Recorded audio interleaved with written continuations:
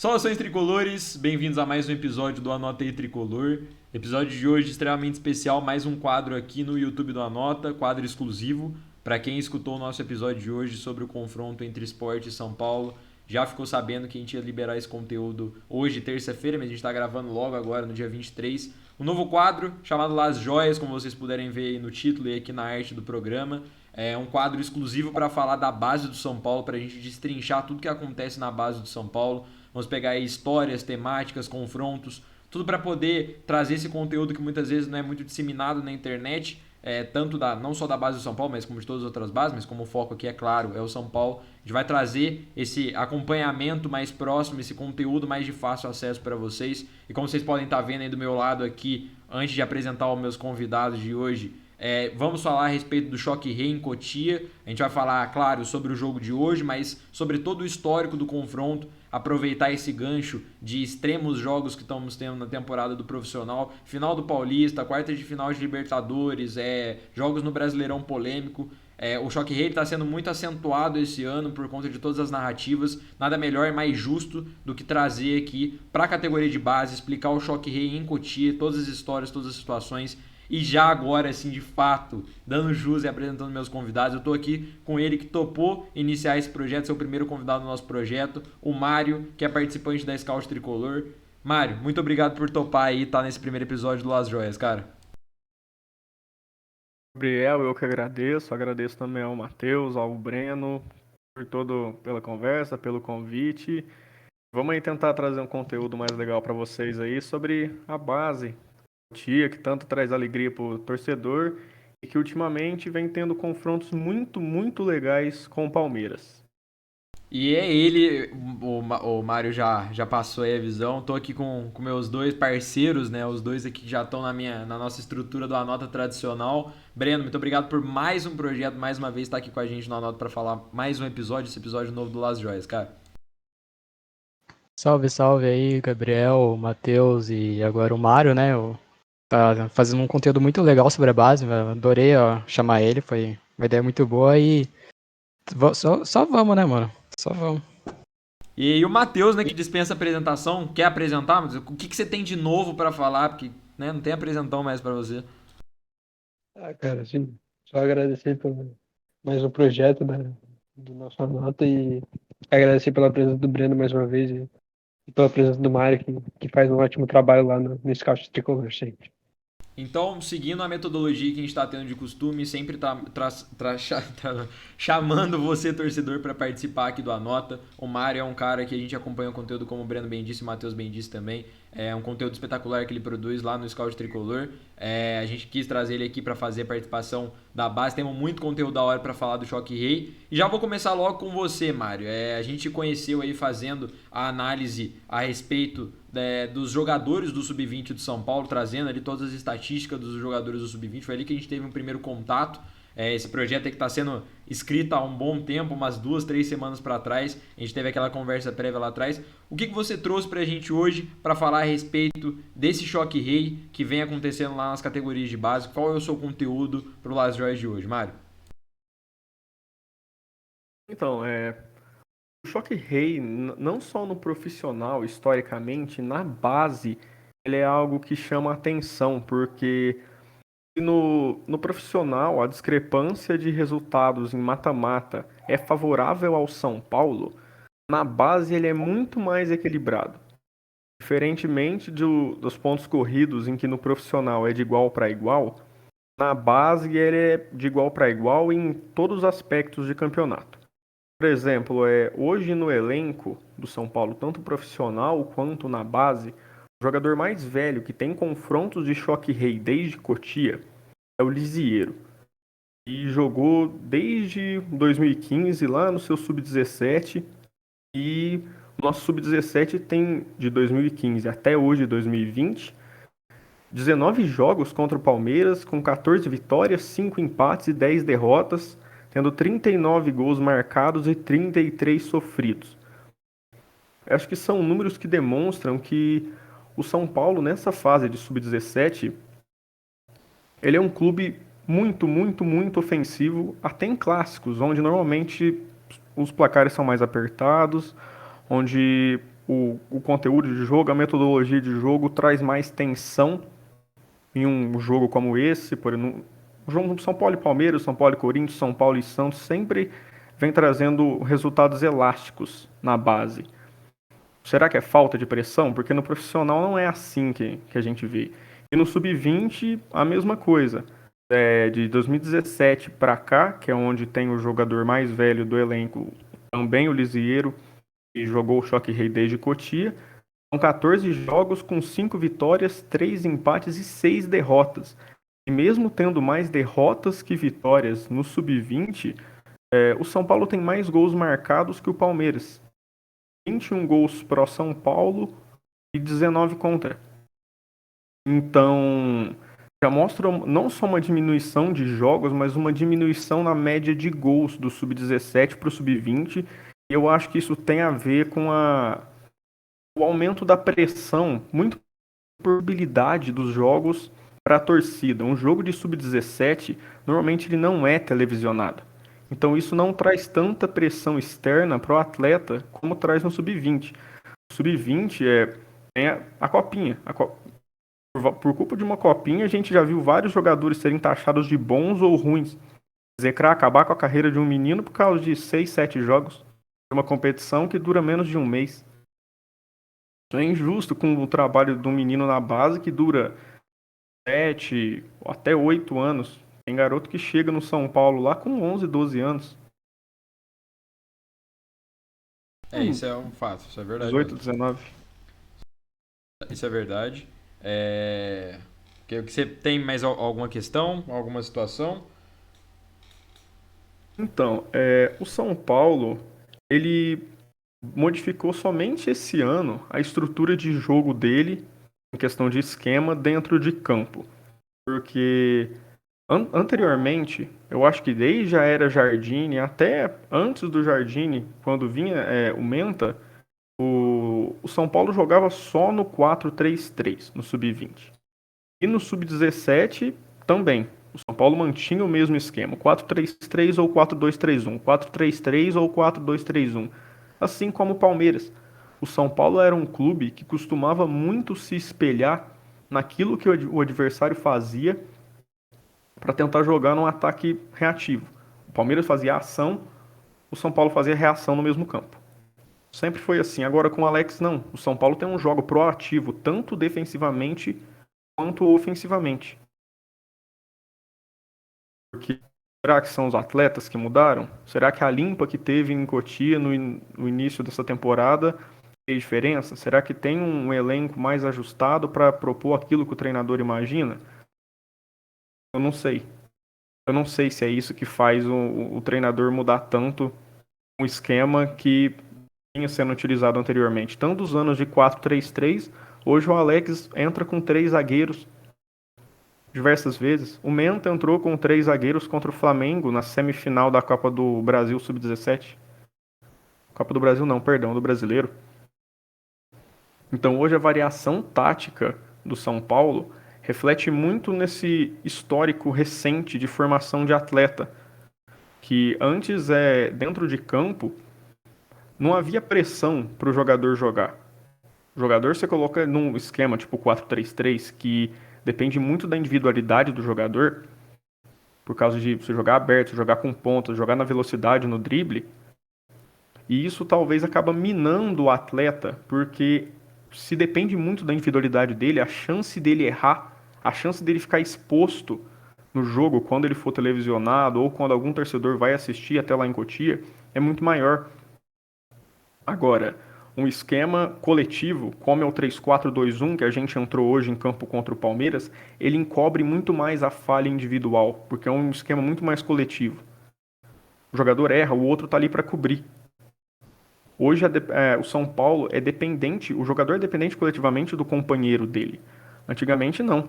Tanto é que tinha muito mais destaques individuais anteriormente do que agora. Agora tem muito mais destaques em questão coletivas. O Juan é um jogador coletivo. O jogo de hoje fez 2 gols, deu 2 assistências, mas é um jogador extremamente coletivo. O clássico contra o Corinthians, o clássico contra o Santos evidenciam isso pra caramba. O Léo O Brian, que fez uma partidaça hoje, volante mordedor, cão de guarda, são jogadores que, com a bola no pé, podem não demonstrar aquilo que o torcedor comum quer ver, mas coletivamente são impecáveis.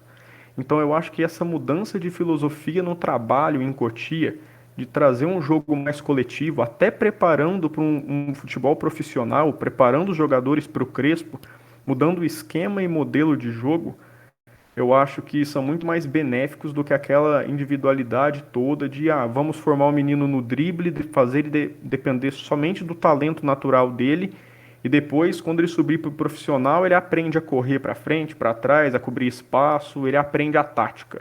Não, não é isso. Ele tem que aprender a tática, o jogo coletivo, desde Cotia. E eu acho que essa chegada do Alex, essa reformulação que teve toda em Cotia no início dessa gestão, foi muito benéfica para isso. Você acha que tem muito a ver também com o que o Muricy bem falou no começo do ano, quando ele entrou, que era uma questão assim de que o jogador às vezes ele chegava pro profissional sem um preparo geral, né? Ele não tinha capacitações gerais, muitas fundamentações básicas do jogo, né? O princípio do jogo. O cara chegava na base despreparado, entre aspas. Você acha que essa questão de tentar trazer um técnico que prezasse pelo coletivo, um time que consegue jogar com uma harmonia melhor nessa questão, tem a ver com essa relação?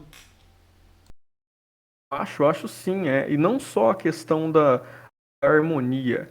Eu penso que não só na base do São Paulo, como de em qualquer outro clube brasileiro, talvez qualquer outro clube sul-americano, eles priorizam muito o jogador estrela. O jogador que você olha nele e você fala, ele tem um talento diferenciado e ele vai ter que subir a qualquer custo e arrebentar.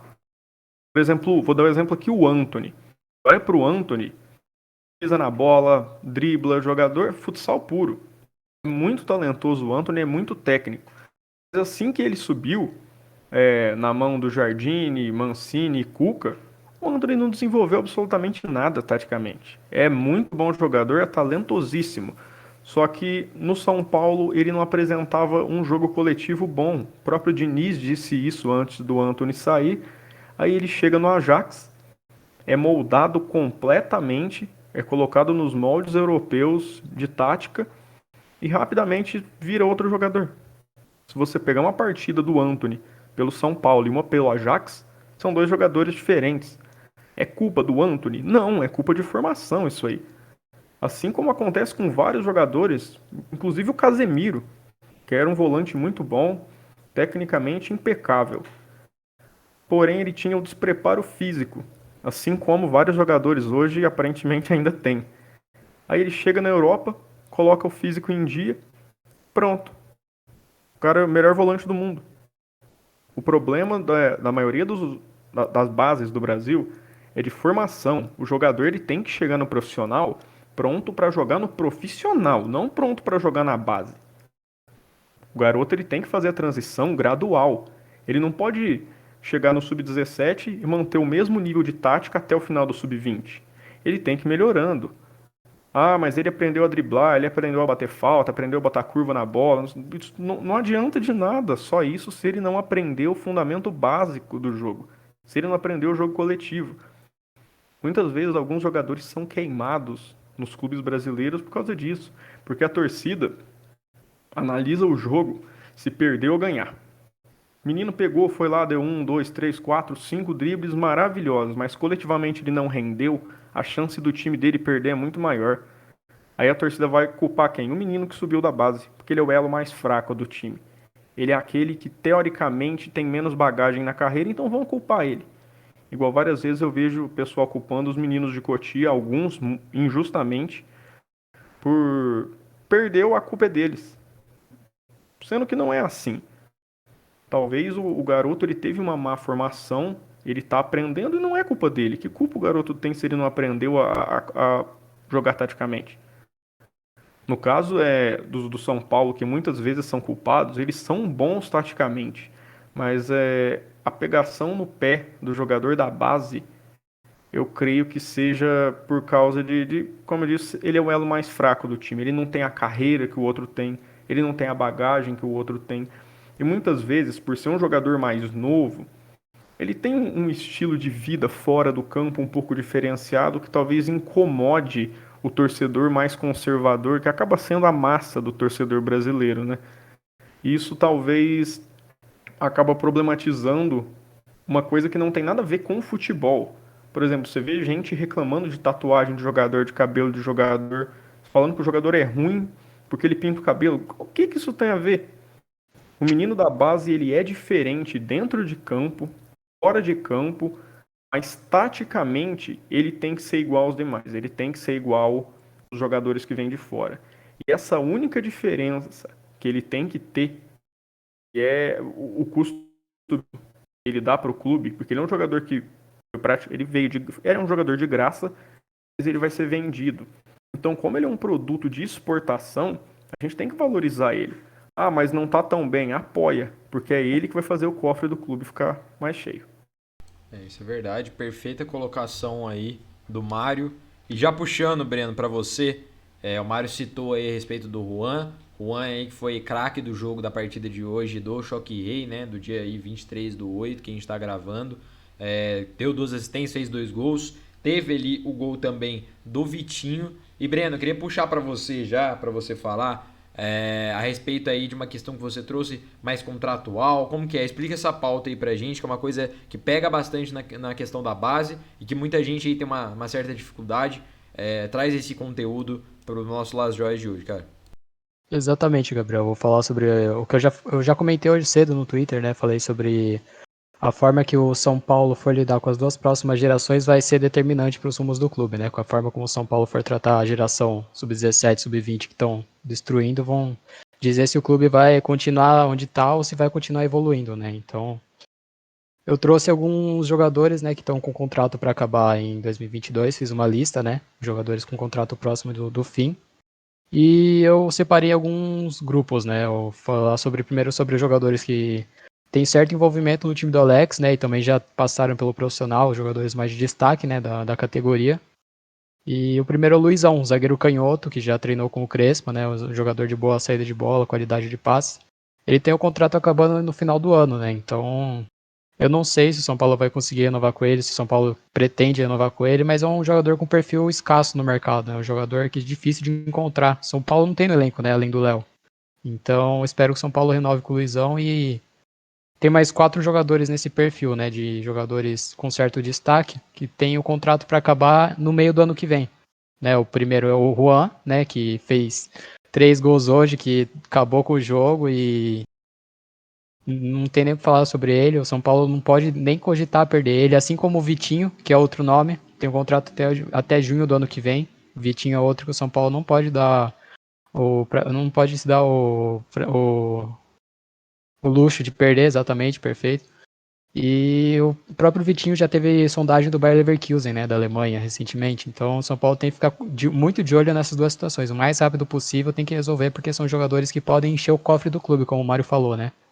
E além deles tem o Antônio Falcão, meia clássico, né, jogador de qualidade de passe, boa batida na bola, né, que bola parada, escanteio, ele é muito bom. E o João Adriano, né, que é um ponta velocista, né, de drible, velocidade, e também tem todos com um contrato acabando no meio do ano. Aí vamos para outra parte, né, jogadores com contrato amador, ou seja, que ainda não tem vínculo profissional com São Paulo, mas tem o contrato acabando, né, que são os meias Tasso e Tel, e o atacante Maioli. Né, o Maioli e o Tel têm contrato até fevereiro do ano que vem, né, situações mais próximas, e o Tasso até maio. O Maioli é outro jogador que eu gosto de destacar bastante, porque eu acompanhei ele no Sub-15, e desde o Sub-13, na verdade, né, ele e o Marquinhos, eles fazem uma dupla muito, muito boa, os dois se completam, são jogadores, né, o Marquinhos teve a evolução esperada, né, tá no profissional hoje, enquanto o Maioli, ele acabou tendo uma lesão, perdeu espaço, né? Então ele não tá tendo tanto o destaque que mereceria. Mas eu renovaria com ele. Acho que o São Paulo tem que dar mais uma oportunidade, porque ele ainda é novo e tem muita qualidade. Agora a outra parte, né? Um jogador que tem um contrato acabando ano que vem e tá lesionado é o Kevin, que é meia e atacante, né? Ele jogou como centroavante a Copinha de 2020, tá com o contrato acabando em agosto, né? Só que como ele tá lesionado, ele não tá tendo chance com o Alex, né? Então uma situação ainda indefinida, né? Não se sabe se o Alex vai querer dar uma chance para ele ou se vai treinar separado. Tem o Miguel, que tem contrato até fevereiro do ano que vem, tem emprestado a Portuguesa, meia que tá tendo um desempenho muito bom, é uma situação que o São Paulo precisa ficar de olho, porque tá tendo um bom rendimento na Lusa. Tem o Pajé, né, que tem a situação mais tranquila, tem contrato até dezembro do ano que vem, então tá sendo relacionado para os jogos, tá jogando, o Alex tá aproveitando aí de alguma forma, ainda é novo também, né, então o São Paulo tá com uma situação mais tranquila em relação a ele. Já para finalizar, o São Paulo tem outras duas situações, né, de jogadores que têm contrato até o meio do ano que vem, são o atacante Taylor, que é um velocista, um jogador de drible e velocidade, mas nunca teve tanto destaque na base, tem contrato até meio do ano que vem, e o Vitor Hugo, o Vitor Pelé, né, que se envolveu numa polêmica recentemente, né, ele no Instagram, que vocês lembram, né, do Sub-40. Leva. E desde esse dia nunca mais jogou no São Paulo e provavelmente vai ficar até dia 30 de junho de 2022 sem jogar. E deve estar procurando outro clube. Mas enfim, espero muito que o São Paulo renove com esses jogadores que eu destaquei, né? Os que têm envolvimento com o São Paulo. O Maioli, o Pajé também, que é outro jogador que também tem certo destaque. O Miguel, né? Que o São Paulo consiga. Porque o São Paulo investe, querendo ou não, muito dinheiro nesses jogadores e o São Paulo coloca eles na prateleira de elite, né? Da categoria. São jogadores com um destaque mundial.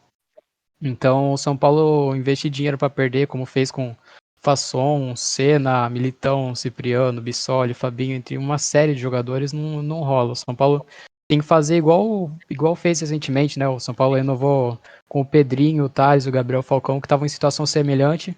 E espero que o São Paulo consiga fazer com esse resto desses jogadores que eu listei, né? Que o São Paulo consiga renovar com esses jogadores, porque, que nem o Mário falou, são fonte de lucro do clube, que em situação financeira precisa do dinheiro deles, precisa do talento deles para evitar contratar jogador. E o São Paulo precisa de Cotia mais do que qualquer coisa, entendeu? Então, uma situação que o São Paulo precisa urgentemente ver. Exatamente. Assim, o São Paulo, como você bem pontuou, eu ia falar isso, mas você já adiantou. O São Paulo é mestre nesse tipo de questão. Mestre em fazer cagada nesse tipo de contrato, de deixar o jogador embora, de não querer renovar. E aí o caso do Juan, sinceramente, é o que mais me espanta. Ele tá nessa situação e ninguém tem chegado nele para renovar ainda. O cara tá voando na base, uma posição que, pô, não tem o que falar, né? A gente não tem praticamente. A gente tem o Pablo e, né? Aquela vírgula ali, aquele asterisco bem grande. E o Juan, assim, aí não joga no profissional, aí volta pra base, faz 2 gols e 2 assistências num jogo que teve 4 gols. Então, assim, ele é um cara urgentemente. O Vitinho também já teve passagem no profissional, já chegou até a jogar num jogo, entrou jogar. Mas, assim, o São Paulo não pode perder, como você bem disse, né? A gente está em toda essa questão financeira, precisa. Ótima citação que você fez, trouxe uma relação aí de grande tiragem, né? Foi muito bom a ponderação. E Matheus, para fechar contigo, cara, antes da nossa finalização aí, a sua pauta, você que vai falar do que a gente pouco já falou, né? Se bobear, a gente já falou um pouco de Alex, mas eu acho que é sempre bom, o Alex sempre tem mais o que falar. Então eu queria que você passasse um pouco aí da sua visão e da sua pauta a respeito do treinador, do atual treinador do Sub-20 de São Paulo, o Alex. Vai, Matheus. Cara, que a gente quase não gosta do Alex, né? A gente nem tem Pouco, né? admiração Falou pouco. pela cabecinha. Então, cara, assim, eu venho trazer um pouco sobre digamos que a primeira base de treinador que o São Paulo cria. Já saíram algumas notícias, principalmente do PVC, que diz que o Crespo vai embora em 2022 e assume o senhor Alex de Souza. E cara, assim, eu vejo com ótimos olhos essa subida do Alex, essa criação do que pode ser o Alex como treinador no futuro. Eu, como que a gente já disse várias vezes no nosso anota que para mim o Alex é um cara que vai ser um dos melhores do Brasil em pensamento, em cabeça, em ideia daqui a alguns anos. E ele se mostra isso a cada jogo, tanto nessa variação de formação que foi comentada pelo Mário. Acho até que isso vem muito da ideia do Alex, em querer preparar, em querer montar jogadores já para o Crespo. Tem até algumas entrevistas que ele cita isso, em deixar os jogadores prontos no sistema, prontos no esquema tático para conseguir jogar no profissional. E, cara, assim, o Alex, eu vi alguns jogos, não vi todos, assumo. A gente, às vezes, não tem o tempo para ver todos. O Alex é um cara, assim, que cada vez mais me impressiona a evolução tática dele, a evolução em pensamento, a evolução de grupo. E algo que a gente já fala, que a gente já falou naquele nosso primeiro episódio sobre o Alex, foi um dos primeiros que a gente fez, né? Que o Alex é muito esse cara de grupo, de coletivo, que abraça os jogadores e consegue extrair o melhor de cada um. Dá para ver muito isso no time de base do São Paulo. Tanto dos jogadores que vêm do 17 para o 20 para ganhar oportunidade no Paulista, por exemplo, tanto dos caras que já estão no 20, que já estão integrados ali na atividade. O Alex ele consegue abraçar muito bem todo mundo, ele consegue agrupar o time de uma forma que pareça uma cadeia, sabe? Que todos eles consigam formar uma equipe muito bem formada e, e algo que eu gosto muito nesse jeito de jogada do novo São Paulo de base é isso que, como o Mário comentou, essa proatividade. O São Paulo é muito ofensivo, o São Paulo agride muito. As linhas sempre acima, os volantes sempre sufocando, a marcação é sempre muito bem feita, é uma pressão muito bem feita. É algo assim muito bonito de ver. E até comentando sobre alguns jogadores que podem vir a subir, acho até que os laterais são algo muito forte nesse time do Alex. Os laterais são muito bons. Eles chegam muito bem na linha de fundo, eles sempre fazem uma dobra ali com ponta muito boa. E um dos fatores que eu mais acho legal nesse time do Alex, que até a gente viu em alguns dos gols desse jogo de hoje, né, contra o Palmeiras, é essa troca de passe rápida, esse envolvimento do adversário, essa retomada de bola, como acontece no segundo gol, essa retomada de bola lá em cima, o time já toma e faz o gol. E acho que o Alex ele só tem a crescer e a desenvolver o pensamento dele, que a gente já comenta há muito tempo que é muito bom. O Alex é um cara muito inteligente, sempre foi. E, querendo ou não, tem um ótimo pensamento, um grande cérebro, digamos assim, né, do futebol. E, e acho que o Alex tem tudo para se tornar esse cara que o São Paulo precisa, que o São Paulo busca. E, querendo ou não, eu acho que o Alex ele tem a cara do São Paulo. Ele tem essa cara, assim, esse cara inteligente, sabe? Que gosta do futebol propositivo. A gente que é sempre acostumado, deslumbrado com essa ideia de Tele Santana, que sempre nos enche de orgulho de dizer que o São Paulo tem ele como ídolo, de um cara tão inteligente, que sempre gostou de jogar bonito.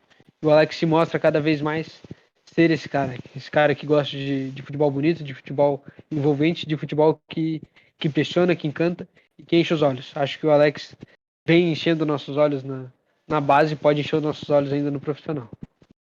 Eu concordo, muito me admira essa forma como o São Paulo está lidando com a figura do Alex. Até aproveitando aí o que você falou, tem uma entrevista que ele deu, se não me engano, pro Arnaldo e pro Tirone, que ele fala que, querendo ou não, na base a obrigação que ele tem é fazer um ótimo jogador para jogar no profissional do São Paulo e não ganhar títulos na base, né? Acumular títulos na base, que no final das contas não vai servir de nada, segundo ele, se o jogador não for lá, não subir, não jogar bem pelo São Paulo no profissional.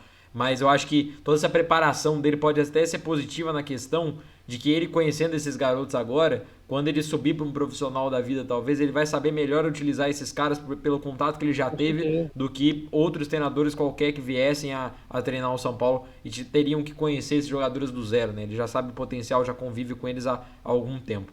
Então é isso, esse é o nosso primeiro episódio do Las Joias, um episódio aí novo na formatação que a gente está fazendo aqui para o YouTube.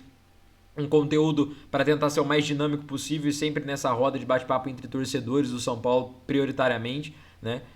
A gente está aí muito ativo no Twitter, vê que tem muita gente de qualidade como o Mário, a gente sempre vai tentar trazer para esse debate. Até agora, né, 3 dias atrás, 4 dias atrás, soltamos o Vozes da Torcida, foi o primeiro quadro novo aí do YouTube do Anota, e agora trazendo aí o Las Joias, um conteúdo da base que a gente preparou com muito carinho para vocês. Então, se vocês quiserem, se vocês puderem deixar suas opiniões nos comentários do YouTube, no comentário do Twitter, aonde for, pra gente poder evoluir, pra gente poder melhorar, se inscrever no canal, curtir, essas coisas é mais secundário, o que a gente prioriza é a opinião de vocês, o que vocês têm, o que vocês acharam, o que a gente pode melhorar, o que a gente pode evoluir, que o Anota é isso. Então, muito obrigado ao Mário, muito obrigado ao Breno, muito obrigado ao Matheus por participarem, por toparem mais um projeto. Em breve a gente retorna, espero retornar para trazer mais conteúdo. Então é isso, muito obrigado a todo mundo que viu a gente até aqui. Não se esqueçam que hoje o São Paulo vive mais sorte em nós do que nós mesmos.